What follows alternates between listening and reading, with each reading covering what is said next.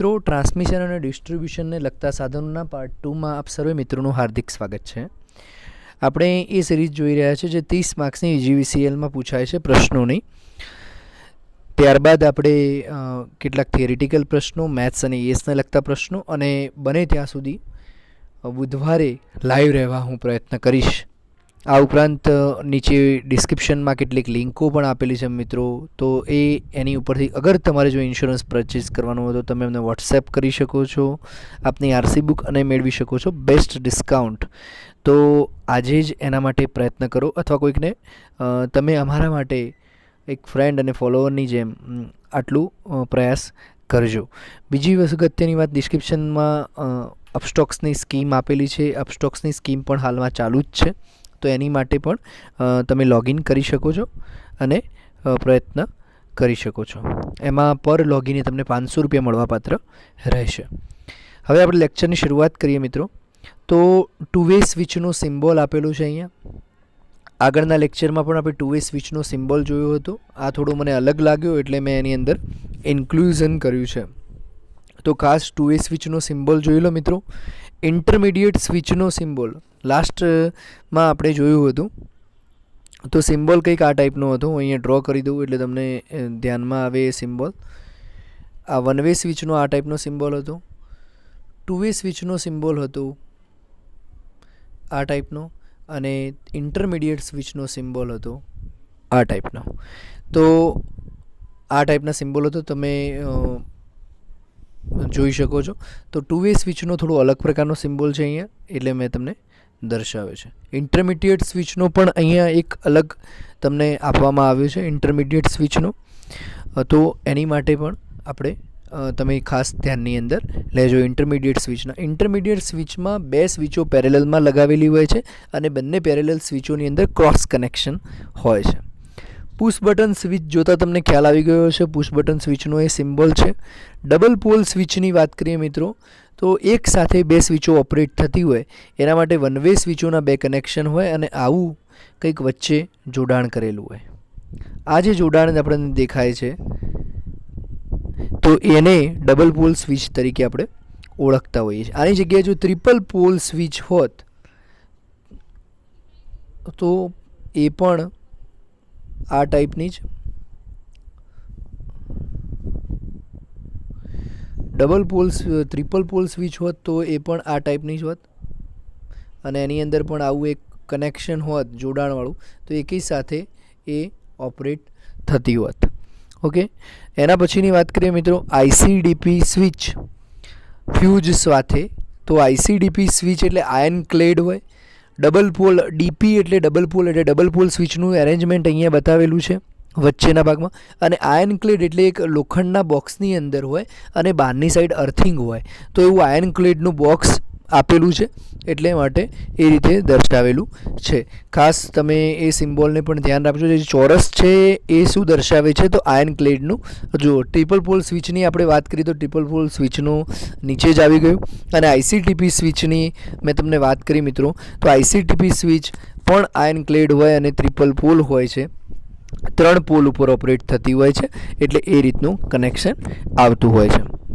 એના પછીની વાત કરીએ, ટ્રિપલ પોલ સ્વિચ જે આગળ જોઈ હતી એની એ જ સ્વિચ આપેલી છે ICDP સ્વિચ ફ્યુઝ સાથે. એ પણ એ જ છે.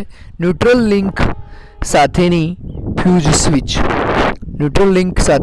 સ્વિચ ડબલ પોલ સ્વિચ છે મિત્રો. ન્યુટ્રલ લિંક સાથેની એટલે કે આની અંદર જનરલી ડબલ પોલ સ્વિચની અંદર ન્યુટ્રલ લિંક આપેલી હોતી નથી, પણ આ આપણે જે આગળ સ્વિચ જોઈ હતી એ ન્યુટ્રલ લિંક વગરની હતી, સીધી ડબલ પોલ સ્વિચ હતી, જ્યારે આની અંદર ન્યુટ્રલ લિંક પણ જોડાણ કરવામાં આવી છે. બંને વચ્ચે માઇનોર ડિફરન્સ છે. જુઓ તમે અહીંયા આ જે દર્શાવવામાં આવેલું છે, હું રાઉન્ડ કરી દઉં એની ઉપર એટલે ન્યુટ્રલ લિંકની તમને ખ્યાલ આવે. આ ન્યુટ્રલ લિંક દર્શાવે છે. તેલમાં ડુબાડેલી એટલે ઇમર્ઝન one way switch.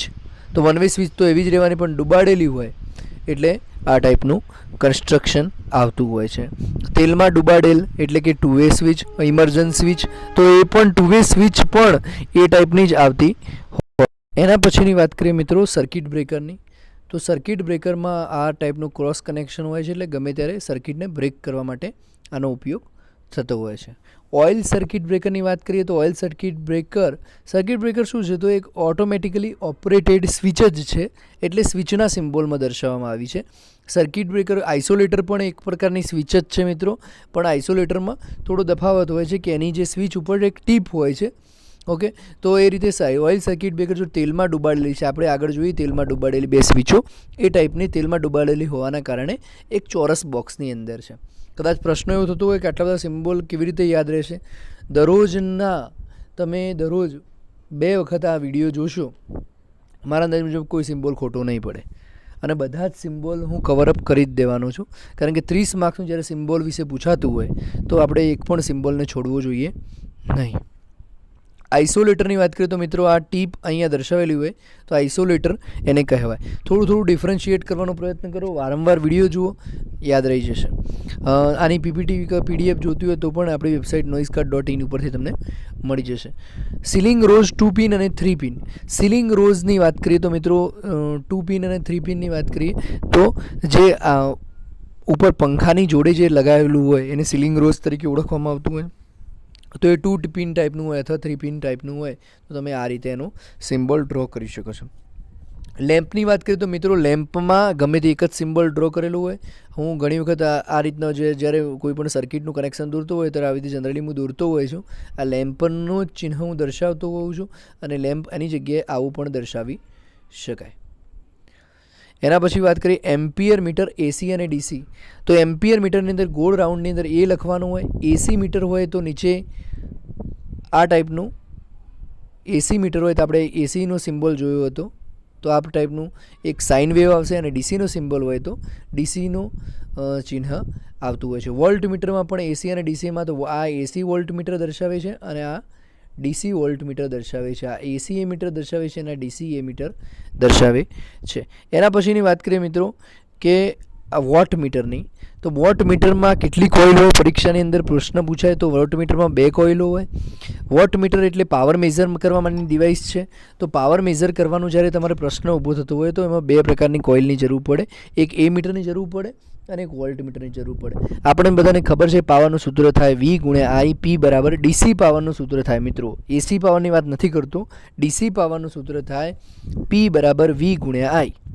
Simple, P બરાબર V × I. અને જો AC પાવરનું સૂત્ર પૂછાય તો V × I × cos phi, કારણ કે ACમાં પાવર ફેક્ટર આવતું હોય છે મિત્રો. હવે 3 ફેઝ AC પાવરનું તમે મને સૂત્ર કહેશો તો એક મિત્રે રિક્વેસ્ટ આપણે ઓલરેડી કરી જ છે કે સર ડેલ્ટા સ્ટાર વિશે તમે વિડીયો બનાવજો, તો હું કાલે ડેલ્ટા સ્ટારવાળો વિડીયો અપલોડ કરવાનો જ છું, એટલે તમે એની અંદરથી વિસ્તૃત માહિતી મેળવી શકશો. તો અહીંયા 2 પ્રકારની કોઇલ હોય, એક કરંટ કોઇલ અને એક વોલ્ટેજ કોઇલ હોય. એટલે એક કોઇલ તમે અહીંયા આ રીતે ડ્રો કરી શકો અને એક કોઇલ આ રીતે, અને એ બંને છેડા ઉપર. તો આ ફેઝ હોય અને આ ન્યુટ્રલ હોય, અને આ બંનેના સમન્વયથી ઇન્ટિગ્રેશનથી આપણને મળતું હોય છે વોટ મીટર, એટલે કે પાવરનું મૂલ્ય મળતું હોય છે. અથવા આવું W, પણ આવો W વાળો સિમ્બોલ પૂછાશે નહીં. સિમ્બોલ આ જ પૂછાય CC કોઇલ અને PC કોઇલ. CC કોઇલ એટલે કરંટ કોઇલ અને PC કોઇલ એટલે પ્રેશર કોઇલ. પ્રેશર આપણે વાત કરી હતી કે પાણીમાં જેમ વોલ્ટેજ મોટર ઉપર જેમ વોલ્ટેજ વર્ક કરે છે, પાણીની મોટરમાં જેમ પ્રેશર પંપ વર્ક કરે છે એવી રીતે કરંટની અંદર વોલ્ટેજ વર્ક કરતો હોય છે. ઓહમ મીટરનો સિમ્બોલ અહીંયા ડ્રો કરેલો છે મિત્રો. સિમ્પલ ઓહમનો સિમ્બોલ છે અને આજુબાજુ એક રાઉન્ડ છે. પછી મલ્ટીમીટરની વાત કરીએ છીએ મિત્રો. મલ્ટીમીટરમાં અહીંયા V દોરેલો છે, E દોરેલો છે અને ઓહમ દોરેલો છે. મતલબ કે ઘણું બધું ફંક્શન જ્યારે એકની અંદર થઈ શકતું હોય તેને મલ્ટીમીટર કહેવાય. આની જગ્યાએ આવો સિમ્બોલ પણ હોઈ શકે. એક લંબચોરસ મીટર હોય અને અંદર અહીંયા V લખેલું હોય, અહીંયા E લખેલું હોય, અહીંયા ઓહમ દોરેલું હોય. આવા ઘણા બધા ફંક્શન દોરેલા, ફ્રિક્વન્સી દોરેલું હોય. તો આને પણ મલ્ટીમીટર કહેવાય, જેની અંદર એક કરતાં વધારે ઓપરેશન્સ થઈ શકતા અને મલ્ટીમીટર કહીએ છીએ મિત્રો. ફેઝ ઇન્ડિકેટરની વાત કરીએ તો નિયોન સાઇન લેમ્પ લગાવેલું છે. આગળના લેક્ચરમાં આપણે ઇન્ડિકેટર જોયું હતું તો રાઉન્ડની અંદર ખાલી N હતો, અહીંયા ફેઝ ઇન્ડિકેટર છે. મેં પાવર ફેક્ટરની વાત કરી તો પાવર ફેક્ટરનું સિમ્બોલ છે cos phi, રાઉન્ડની અંદર cos phi આવશે. ફ્રિક્વન્સીનો યુનિટ છે હર્ટ્ઝ. તો જેમ કરંટનું એકમ એમ્પિયર હતો એટલે આપણે A મીટર એને કહેતા હતા, એવી રીતે ફ્રિક્વન્સી મીટરને આપણે હર્ટ્ઝ મીટર તરીકે પણ ઓળખતા હોઈએ છીએ. ગેલ્વેનોમીટરની વાત કરીએ તો મિત્રો ગેલ્વેનોમીટરમાંથી A મીટર પણ બનાવી શકાય અને વોલ્ટ મીટર પણ બનાવી શકાય. તો ગેલ્વેનોમીટર એક એવું મીટર છે જેની અંદરથી આપણે કન્વર્ટ કરી શકતા હોય છે A મીટર અને વોલ્ટ મીટર. તો ગેલ્વેનોમીટરમાં G એકલો દર્શાવવાનો અને GAL અહીંયા લખેલું છે પણ પરીક્ષામાં તમારે માત્ર G જ દર્શાવેલું હશે અને આવું એક ઇન્ડિકેશનવાળું ઇન્સ્ટ્રુમેન્ટ તમને દર્શાવેલું હશે. એના પછી સિંગલ ફેઝ એનર્જી મીટરની વાત કરી છે તો મિત્રો એમાં 2 પ્રકારની કોઇલ હોય, કરંટ કોઇલ, પ્રેશર કોઇલ અને ટાઈમ કોઇલ અથવા KWH સિમ્પલી લખેલું હોય. જનરલી સિમ્બોલની અંદર તમને પ્રશ્ન પૂછાશે તો આ ટાઈપનો પૂછાશે. આવા પૂછવાની રેર ઓફ ધ રેર શક્યતાઓ છે, પણ છતાં પણ તમે વોટ મીટર અને આ એક વખત જોયું એટલે આપણને કન્ફ્યુઝન નહીં જ થાય. એ કરંટ કોઇલ અને પ્રેશર કોઇલ સાથે એક લાઈન હોય તો એને એનર્જી મીટર કહેવાય. એના પછીની વાત કરીએ મિત્રો સિરીઝ જનરેટર. તો સિરીઝ જનરેટર એટલે શ્રેણીમાં કંઈક જોડાયેલું હોય, એટલે શ્રેણીમાં આ જોડાયેલું છે એટલે આપણે એને સિરીઝ જનરેટર કહેતા હોઈએ છીએ. જો પેરેલલમાં જોડાયેલું હોય તો પેરેલલ જનરેટર કહેવાય અને પેરેલલ જનરેટરનું બીજું નામ છે મિત્રો શન્ટ જનરેટર. પેરેલલ જનરેટરનું બીજું નામ છે શન્ટ જનરેટર. જો પેરેલલમાં પણ જોડાયેલું હોય અને સિરીઝમાં પણ જોડાયેલું હોય તો એને આપણે શું કહેતા હોઈએ છીએ? કમ્પાઉન્ડ જનરેટર કહેતા હોઈએ છીએ. આવી રીતે અહીંયા G દર્શાવેલો છે એટલે જનરેટર થાય છે. G દર્શાવેલો જનરેટર થાય. હવે અહીંયા મોટરનું પ્રશ્ન થશે એટલે આ અહીંયા Gની જગ્યાએ સિમ્પલી અહીંયામાં આવશે અને આ બ્રશ દર્શાવેલા હોવા ફરજિયાત છે. આજુબાજુ જે બ્રશ દોરેલા તમને દેખાય છે એ બ્રશ વગર એને DC મોટર કહેવાય નહીં, એને AC મોટર કહેવાય અથવા AC જનરેટર કહેવાય. તો ખાસ એ વાતનું ધ્યાન રાખવું. તો આપણે સિરીઝ જનરેટરનો સિમ્બોલ જોયો, શન્ટ જનરેટરનો સિમ્બોલ જોયો, કમ્પાઉન્ડ જનરેટરનો જોયો. સિરીઝ મોટર મેં તમને વાત કરી ને ખાલી Gની જગ્યાએ શું આવશે? એમ આવશે. સિરીઝ હોય એટલે સિરીઝમાં એક આવશે કોઇલ. શન્ટ જનરેટર એટલે પેરેલલ, શન્ટ મોટર એટલે પેરેલલ મોટર. તો એની અંદર આવી પેરેલલમાં મોટરની સાપેક્ષે કોઇલ આવતી હોય છે. હવે મૂવિંગ કોઇલ ઇન્સ્ટ્રુમેન્ટની વાત કરીએ. મેઝરિંગ ઇન્સ્ટ્રુમેન્ટની અંદર મૂવિંગ કોઇલ ઇન્સ્ટ્રુમેન્ટની વાત કરીએ તો મૂવિંગ કોઇલ ઇન્સ્ટ્રુમેન્ટનું આખું નામ બોલીએ તો તમને થોડું વધારે આઈડિયા આવશે. આખું નામ છે permanent magnet moving coil instrument. હવે પરમેનન્ટ મેગ્નેટ હોય તો આ ગોળાની નાળ જે દર્શાવેલી છે સિમ્બોલમાં, એ ગોળાની નાળ શું છે?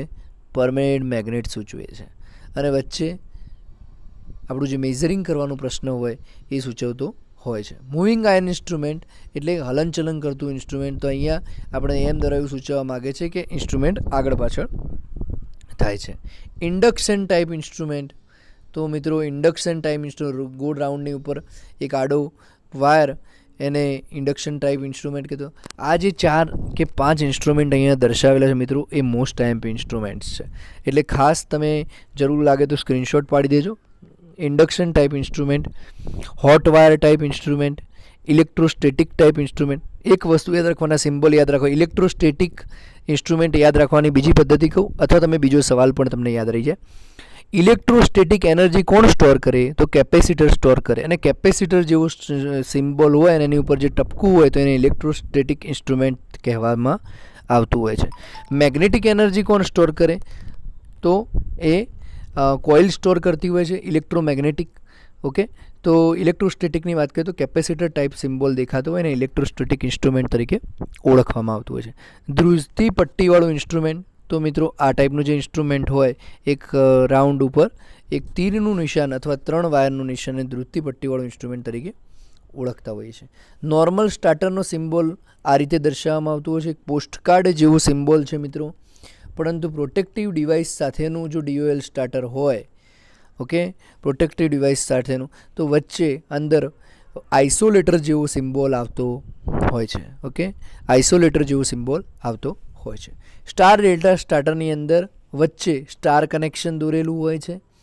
ઓકે, સ્ટાર્ટરનો સિમ્બોલ તો આવશે જ. ઓટો ટ્રાન્સફોર્મર સ્ટાર્ટરની અંદર ઓટો ટ્રાન્સફોર્મરનો સિમ્બોલ ડ્રો કરેલો હોય છે. રોટર રેઝિસ્ટન્સ સ્ટાર્ટરની અંદર રેઝિસ્ટન્સનો સિમ્બોલ ડ્રો કરેલો. પરીક્ષામાં રેઝિસ્ટન્સનો સિમ્બોલ પૂછાય તો ખાસ યાદ રાખજો મિત્રો, આ ટાઈપનો સિમ્બોલ હોય એને રેઝિસ્ટન્સનો સિમ્બોલ કહેવામાં આવતો હોય છે. ઓકે, એના પછીની વાત કરીએ કમ્પાઉન્ડ મોટર, જે આપણે ઓલરેડી જોઈ ચૂક્યા છીએ કે કમ્પાઉન્ડ મોટરની અંદર શું આવે? જો સિરીઝ અને પેરેલલ બંને આવે તો કમ્પાઉન્ડ મોટર કહેવાય. સિંગલ ફેઝ અલ્ટરનેટરની વાત કરીએ. જુઓ મિત્રો, સિંગલ ફેઝ અલ્ટરનેટર એટલે શું થાય? AC generator. અને AC જનરેટરની આજુબાજુ બ્રશ આવતા નથી. મેં તમને અગાઉ વાત કરી કે એની આજુબાજુ બ્રશ આવે નહીં, તો બ્રશ વગરનું જે જનરેટર હોય એને સિંગલ ફેઝ AC જનરેટર કહેવામાં આવતું હોય છે. 3 ફેઝની અંદર સિમ્પલ 3 ફેઝ જ લખવાનું રહેતું હોય છે. સિંગલ ફેઝ મોટરની અંદર M લખી અને 2 છેડા, 3 ફેઝ મોટરની અંદર લખીને M લખીને 2 છેડા. 3 ફેઝ સ્લીપ રિંગ મોટરની અંદર જુઓ મિત્રો, 3 ફેઝ સ્લીપ રિંગની મોટરની અંદર જો 3 ફેઝ મોટર એકલી લખેલી હોય તો ઉપરનો જે સિમ્બોલ આવશે 3 ફેઝ સ્પ્લિંગ મોટર લખેલી હોય તો બહારથી સ્લીપ રિંગનું કનેક્શન અંદર લેવું પડે, એટલે બીજા 3 છેડા પણ એપ્લાય કરવા પડે.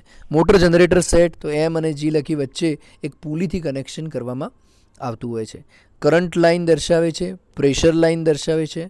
સ્ટાર કનેક્શન મિત્રો, સ્ટાર કનેક્શનનો સિમ્બોલ અહીંયા ડ્રો કર્યો છે. કાલે એકચ્યુઅલી સ્ટાર કનેક્શન તો આપણે ડિટેલમાં ભણવાના જ છીએ, તો સ્ટાર કનેક્શનનો સિમ્બોલ ડ્રો કર્યો છે. આ ઉપરાંત ડેલ્ટા કનેક્શનનો, ડેલ્ટા એટલે એક પ્રકારનું ત્રિકોણ ટાઈપનો સિમ્બોલ છે. ઓકે, સ્ટાર કનેક્શનનો સિમ્બોલ. હાફ વેવ રેક્ટિફાયરનો સિમ્બોલ પણ અહીંયા ડ્રો કર્યો છે. હાફ વેવ રેક્ટિફાયર એટલે એક ડાયોડ જ આવે. ફૂલ વેવ રેક્ટિફાયરની અંદર આપણને 4 ડાયોડનું કનેક્શન જોવા મળતું હોય છે, અને 4 ડાયોડમાં બંને જે ડાયોડો નજીક આવતા હોય એકબીજાથી વિરુદ્ધ દિશામાં હોય છે.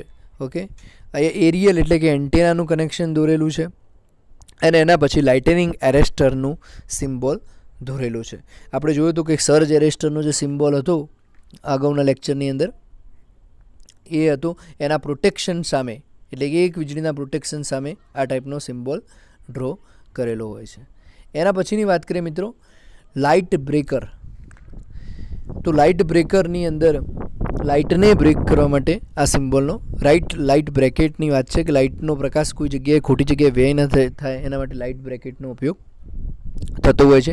2 પિન પ્લગ અને 3 પિન પ્લગનો સિમ્બોલ દોરેલો છે. મેં તમને બતાવ્યું કે રેઝિસ્ટન્સનો સિમ્બોલ કંઈક આ રીતે દોરી શકાય. તો ફિક્સ રેઝિસ્ટન્સ અને વેરિયેબલ હોય તો વેરિયેબલના 2 ચિહ્નો છે, કે જો વેરિયેબલનો મતલબ કે વધારી ઘટાડી શકાય એવો રેઝિસ્ટન્સ, એટલે અહીંયા હોય તો ત્યારે ઓછો હોય, અહીંયા હોય ત્યારે મેક્સિમમ થઈ જાય. એવી રીતે આની અંદર પણ ઓટોમેટિકલી બતાવે છે કે ઓટોમેટિકલી વધઘટ થતી હોય છે. એટલે ફર્સ્ટ સિમ્બોલમાં વેરિયેબલ દર્શાવ્યું છે, એક મીટર હોય અને વેરિયેબલ ચેન્જીસ થાય, જ્યારે આની અંદર એક કોન્સ્ટન્ટ આપણે ઓટોમેટિકલી ચેન્જીસ થાય. એટલે બંને વેરિયેબલ રેઝિસ્ટન્સના ઉદાહરણો છે. જુઓ મિત્રો, કોઇલ આઈ અને વેરિયેબલ કોઇલ ઉપર જોયું તો એવો જ સિમ્બોલ છે, એની જગ્યાએ આવો પણ કોઇલની અંદર સિમ્બોલ આવી શકે, પણ કોઇલ આને જ કહેવાય, અને રેઝિસ્ટન્સ આવું જ કહેવાય. એટલે કે સ્ટ્રેટ હોય તો એને કહેવાય, ને ગોળાકારની અંદર હોય તો જ એને કોઇલ કહેવામાં આવતી હોય. પણ ખાસ ધ્યાન રાખવાનું કે વેરિયેબલ કોઇલ આ રીતે પણ દર્શાવી શકાય, જેમ વેરિયેબલ રેઝિસ્ટન્સ દર્શાવે એ રીતે. ચોકની અંદર એક જ કોઇલ હોય મિત્રો. ટ્યુબલાઇટનો જે ચોક હોય એની અંદર એક જ કોઇલ હોય, બીજી કોઈ કોઇલ હોય નહીં, ખાલી વધારે વોલ્ટેજ જનરેટ કરવા માટે ઉપયોગ થતી હોય. જ્યારે ટ્રાન્સફોર્મરની અંદર 2 કોઇલો હોય, હાઈ ટેન્શન લાઇન હોય, લો ટેન્શન લાઇન હોય, વચ્ચે મેગ્નેટિકલી કનેક્શન છે અથવા મેગ્નેટિકલી બંને વચ્ચે ડિફરન્સ છે એ દર્શાવવા માટે 2 કોરનો સિમ્બોલ પણ. 2 ઊભી લાઈનો શું સૂચવે છે? પરીક્ષાની અંદર કદાચ પ્રશ્ન એવો પૂછાય કે જે ટ્રાન્સફોર્મરનો સિમ્બોલ છે એસટીએમાં બંને ઊભી લાઈનો શું સૂચવે છે? તો એ કોર સૂચવે છે મિત્રો, કોર. અને કોર એકબીજા સાથે જોડાયેલી નથી. જો ઓટો ટ્રાન્સફોર્મર કેવું છે, તો ઓટો ટ્રાન્સફોર્મર પણ ચોક કોઇલ જેવું જ છે, પણ એમાં પણ એક જ કોઇલ હોય છે, પણ એમાં સેકન્ડરી વેરિયેબલ હોય છે. પોટેન્શિયલ ટ્રાન્સફોર્મરની વાત કરીએ તો મિત્રો, પોટેન્શિયલ ટ્રાન્સફોર્મરનું ચિહ્ન ટ્રાન્સફોર્મર હોય એટલે આવું જ આવે મિત્રો. અહીંયા અલગથી પોટેન્શિયલ કરંટ ટ્રાન્સફોર્મરનો સિમ્બોલ મિત્રો 2018 UGVCL એક્ઝામમાં પૂછાયેલો. ઓકે, તો એ તમારે ખાસ ધ્યાનમાં લેવાનો. પોટેન્શિયલ કરંટ ટ્રાન્સફોર્મરનો પૂછાયો તો પોટેન્શિયલ ટ્રાન્સફોર્મરનો પૂછાઈ શકે, અથવા ઓટો ટ્રાન્સફોર્મરનો પૂછાઈ શકે, ટ્રાન્સફોર્મરનો પૂછાઈ શકે. અને ટ્રાન્સફોર્મરને આમાં ઇમ્પોર્ટન્સ આપવું પડે, કારણ કે ડિસ્ટ્રીબ્યુશન અને ટ્રાન્સમિશનની અંદર લગતા સાધનોમાં જો પ્રશ્ન પૂછવાનો હોય તો ઇમ્પોર્ટન્ટ આવી શકે. ફિક્સ કેપેસિટરની અંદર વચ્ચે લાઇન નહીં કરો તો પણ ચાલશે. વચ્ચે ટપકાવાળી જે ડોટેડ લાઇન તમને દેખાય છે એ કદાચ ના પણ આપેલી હોય અને આપેલી હોય તો એ બંનેને ફિક્સ કેપેસિટર કહેવાય. જો વેરિયેબલમાં શું આવે છે? એક આડી એરો. આપણે રેઝિસ્ટન્સમાં જોયું આ રીતે રેઝિસ્ટન્સ હતો, કોઇલમાં જોયું એવી રીતે વેરિયેબલ કેપેસિટર દર્શાવે છે. જ્યારે વધઘટ થતી હોય ત્યારે આવું દર્શાવવામાં આવતું હોય છે. સિંગલ સેલ હોય તો એને સેલ કહેવાય. આપણે જે રિમોટની અંદર વાપરીએ 2 સેલ કનેક્ટ કરીએ અને આવા 2, 3, 4, 5 સેલ કનેક્ટ થાય એટલે એ બેટરીમાં પરિણમતું હોય છે. કદાચ પરીક્ષાની અંદર મિત્રો પ્રશ્ન એવો પૂછાય કે 2 પોઝિટિવ છેડા સામસામે જો બેટરીના ગોઠવવામાં આવે તો પરિણામી વોલ્ટેજ કેટલો મળશે? તો પરિણામી વોલ્ટેજ મિત્રો ઓછો થાય એવો પ્રશ્ન પૂછાય. દાખલાના સંદર્ભમાં કે એક 9 વોલ્ટની બેટરી છે અને એક 6 વોલ્ટની બેટરી છે, અને બંને પોઝિટિવ છેડા સામસામે છે. તો પરિણામે આઉટપુટ શું આવશે? તો આપણે કહી શકીએ કે 3 આવશે. ધારો કે આ નેગેટિવ છેડો અને આ બીજી બેટરીનો નેગેટિવ છેડો અને આ પોઝિટિવ છેડો જો આ રીતે જોડાયેલા હોય, અહીં દોરેલું હોય અને એ લખ્યું હોય આ 9 વોલ્ટની બેટરી છે અને 6 વોલ્ટની બેટરી છે, તો પરિણામે શું રિઝલ્ટ આવશે? 3 વોલ્ટ. આવા કનેક્શનની અંદર જ પરિણામે રિઝલ્ટ પોઝિટિવ આવે. અહીંયા 2 વોલ્ટની બેટરી હોય, 3 વોલ્ટની હોય અને 4 વોલ્ટની હોય, તો 4 + 3 + 2 એટલે 9 વોલ્ટ આન્સર આવે. એટલે જો સામસામે આ રીતે જોડાયેલા હોય તો બાદબાકી થાય. ઓકે, તો આ પણ ખાસ ધ્યાનમાં લેવાનું. તો મિત્રો અહીંયા સુધી લેક્ચર રાખીએ છીએ આપણે.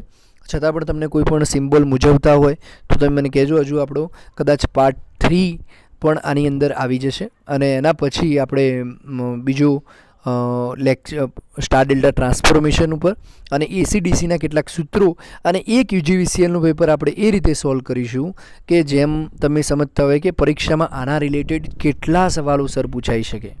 આવાને આવા પૂછાય, આના વિરોધી પૂછાય, આના જેવા પૂછાય. એક સવાલ ઉપર થોડે 5 થી 7 સવાલ પૂછાઈને એ પેપરને એવું લાંબુ કરીશું ને એના રિલેટેડ પ્રશ્ન પૂછાય તમારો ક્યાંય માર્ક્સ કપાય નહીં. ધારો કે વન વેનું સિમ્બોલ પૂછવાનો, વન વે સ્વિચ, તો one way switch, two way switch, pendant switch, બધી જ સ્વિચોનો આપણે અભ્યાસ કરી દેવાનો. એટલે સ્વિચ રિલેટેડ પ્રશ્ન પૂછાય તો આપણો માર્ક્સ કપાવવો જોઈએ નહીં. તો એ રીતની આપણે નેક્સ્ટ લેક્ચરમાં તૈયારીમાં જોઈશું. આવતીકાલે બની શકે તો સવારે એક લેક્ચર હું અત્યારે અપલોડ કરવાની કોશિશ કરું છું. જો થઈ જાય તો સવાર સુધીમાં તમને બીજું પણ લેક્ચર મળી જશે. જય હિન્દ મિત્રો.